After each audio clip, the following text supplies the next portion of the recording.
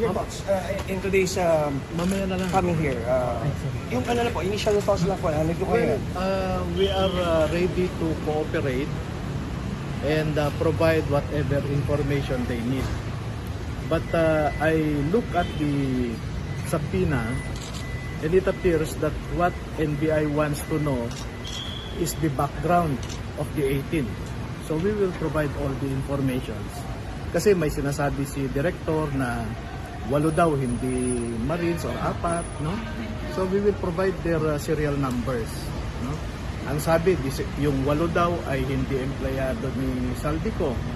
So we will provide their identification cards signed by Saldico na empleyado sila, no? So mamaya kung ano yung mangyayari, i-feed namin sa inyo. Yung 4 daw sir na hindi naman daw po Marines, kundi driver, bodyguard lang po. Hindi, lahat ng 18 na ito, as we said, 16 were former Marines, 2 were former Philippine Army. Sir, Maliwanag naman yun sa affidavit. ready din po mag-file ng separate na salaysay itong 18 kasi yung sa isang affidavit lang po parang kine-question yun eh. Alam nyo, kaya na may tinatawag tayong joint affidavit kasi kung may common knowledge, pwedeng pagsamahin. Diba?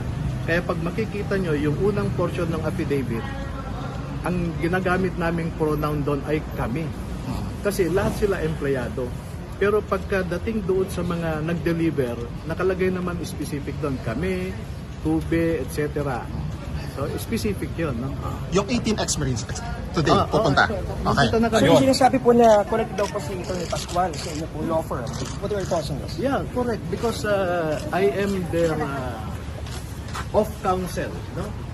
Ang off counsel, it means kung may mga cases sila that they need some support or help, I help them out. And also, I farm out cases kasi nag-unwind na ako sa law practice ko eh. So I farm out cases to several lawyers.